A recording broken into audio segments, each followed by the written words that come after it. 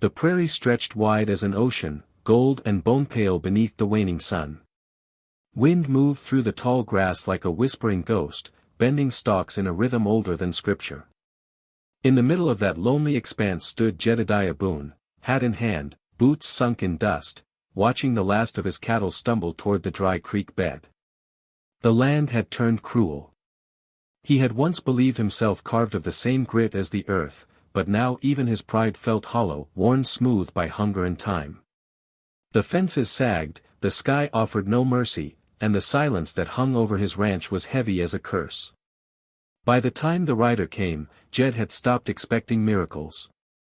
The sun was slipping westward, a dying ember against the gray horizon, when the wagon appeared, a boxy thing pulled by a mule with ribs showing through its hide. A woman sat upright on the bench, holding the reins as if they might snap her will in two. She was large in frame, her dress stretched at the seams, her bonnet tilted low to shield her face. Beside her rode a young man, her brother by the look of him, with eyes sharp as flint. They halted at Jed's gate, dust rising around them like incense before a prayer. "You Jed Boone?" the brother called. His voice carried the edge of someone doing business, not mercy. Jed nodded once, wary. "Who's a skin?" The woman lifted her gaze then. Her eyes were a startling gray, steady, watchful, but holding something fragile behind the calm. She spoke softly. "My name's Martha June Carver. I came about the offer."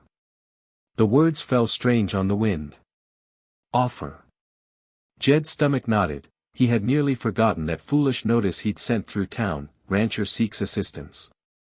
Trade for livestock or provisions. Will consider companionship. Desperation had written it for him, not dignity. He cleared his throat. "You brought what was promised." Without a word, the brother tugged on the rope behind the wagon. Out stepped a cow, sleek and well-fed, her hide clean as river clay. She lowed once, deep and alive. Jed's heart stuttered. That cow could mean survival, milk for the winter, life for the farm. But the brother's next words caught the breath in his throat. "You take the cow, you take her. That's the bargain." Martha June's gaze did not waver. She stood firm, though her hands trembled against the folds of her skirt. "I don't expect much, Mr. Boone. Just a roof, a name, and peace enough to sleep at night." Jed felt the sting of shame in his chest. The wind seemed to pause, as if the whole land were holding its breath. He thought of the whispers that would follow, a poor rancher taking a fat stranger for a cow. The men at the saloon would howl with laughter. He saw himself reflected in their eyes, desperate, humiliated, small. Yet as he looked at Martha June, standing with her chin lifted against the dying light, something in her steadiness held him fast. They were married that evening in the small church at the edge of town. The preacher mumbled through the vows, his spectacles fogged, his voice weary from too many hungry hearts. There were no flowers, no guests, no music. Only the sound of the wind rattling the shutters and the scrape of boots on the wooden floor. Martha June's hand was cool in Jed's, her ring finger bore no mark of gold. When the preacher said, "You may take your wife," she gave a small, almost imperceptible nod, but her eyes never met his. By the time they reached the ranch, night had folded over the plains like a blanket of coal. The cabin's windows flickered with the weak light of a single lantern. Jed led the cow into the barn, his hands shaking slightly, not from cold but from the unfamiliar weight of what he'd just done. When he entered the house, Martha June was standing by the hearth, her travel bag at her feet. She looked out of place, too proper for the rough boards, too solemn for the silence. "I'll take the small room," she said, her tone quiet, almost rehearsed. "You can have the main one." He frowned. "It's your house now too." She shook her head once, then walked past him, the scent of soap and lavender trailing in her wake. When he followed, he heard the metallic click of a lock sliding into place. "Martha." Her voice came through the door, barely more than a breath. "Please. Let tonight be mine alone." The words were gentle, but final. He stood there for a moment, palm resting against the wood, listening to the stillness. The humiliation burned deeper than the hunger ever had. He could hear the cow outside, lowing softly, as if mocking him with her contentment. The fire crackled inside the cabin. Outside, the stars were cold and distant. Jed took his blanket and went out to the porch.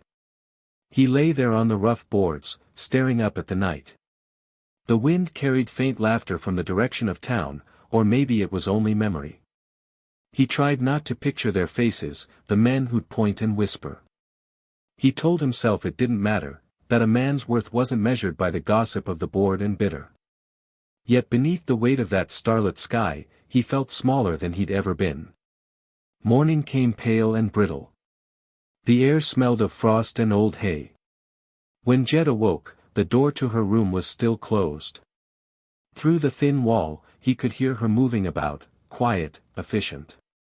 She cooked without a word, setting a plate on the table but not meeting his gaze. He ate in silence.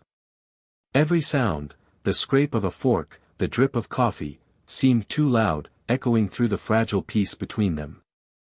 Days fell into a rhythm of silence. She kept the house neat, he mended fences and chopped wood. At sundown, she would bring in the cow, humming a tune too soft to recognize. He began to notice the small tremor in her hands when she thought no one was looking, the way she flinched when thunder rolled far off.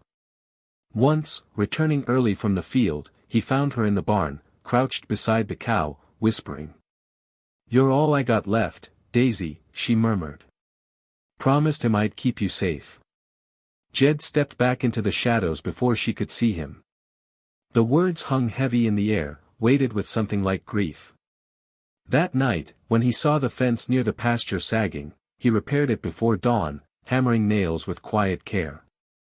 In the morning, she noticed but said nothing, only poured him a second cup of coffee. Their eyes met, just for a breath. No smiles, no thanks, but something passed between them, fragile as thread, real as sunrise. And yet, each evening, she still locked her door. One night, clouds gathered, black and swollen, and rain began to drum against the roof. The wind howled through the cracks like a morning choir. The leak near the hearth grew into a steady drip. Jed rose to fix it, but before he could, Martha appeared in the doorway, a blanket folded in her arms. "It ain't right you sleep out there," she said, voice low but firm. He took the blanket, unsure whether to thank her or refuse. Lightning flashed, painting her face in pale blue light. For the first time, he saw fear in her eyes, not of him, but of something older, deeper. He said nothing. He simply nodded, and she lingered a moment longer before returning to her room. The thunder faded toward dawn, leaving only silence and the scent of wet earth. Jed sat by the dying fire, the blanket around his shoulders, listening to the soft creak of her floorboards above. He felt something shift inside him, not pity, not desire, but understanding. He whispered into the dim room, "Maybe we both just needed a place to breathe." From beyond the locked door came no answer, only the faint sound of her breathing, steady, human, near. The kind of sound a man could live on, if he had nothing else. Dawn broke clean and quiet, the light pale as milk spilling over the hills.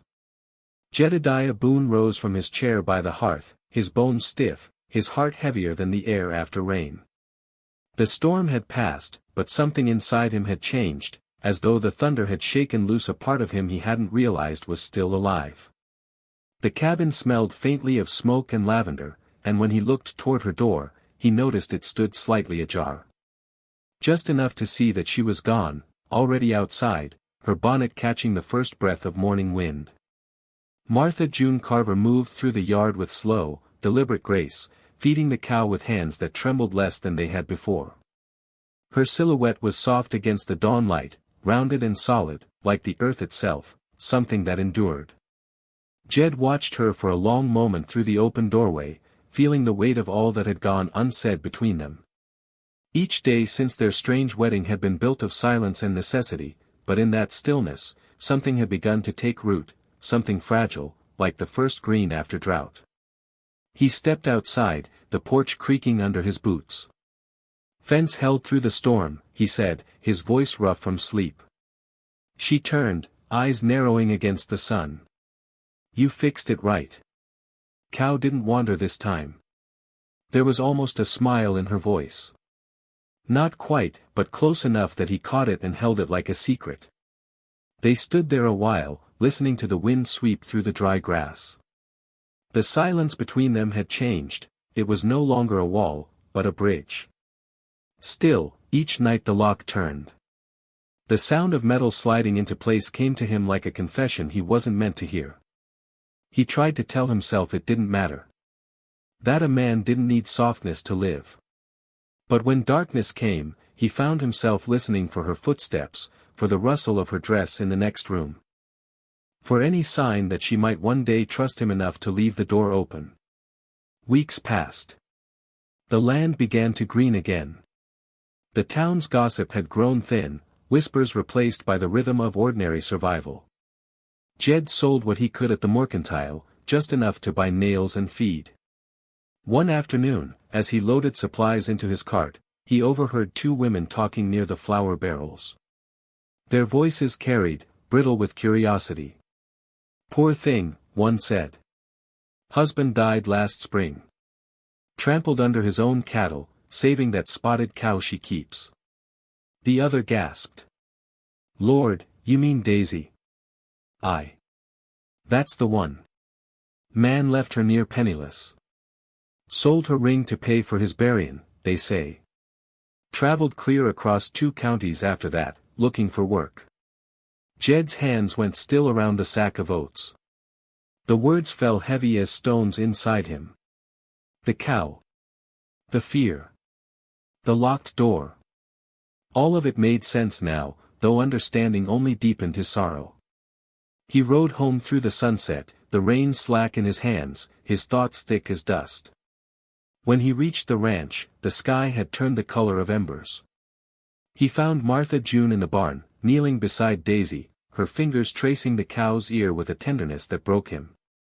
The lantern light caught the tear tracks on her cheeks. "I heard," he said quietly. She flinched, then turned toward him, eyes wide and guarded. "He loved her," she whispered. "Said she was the one thing that kept him steady. When she bolted that day, he ran after her. By the time they pulled him from the mud, she was still standing over him. I couldn't leave her behind after that.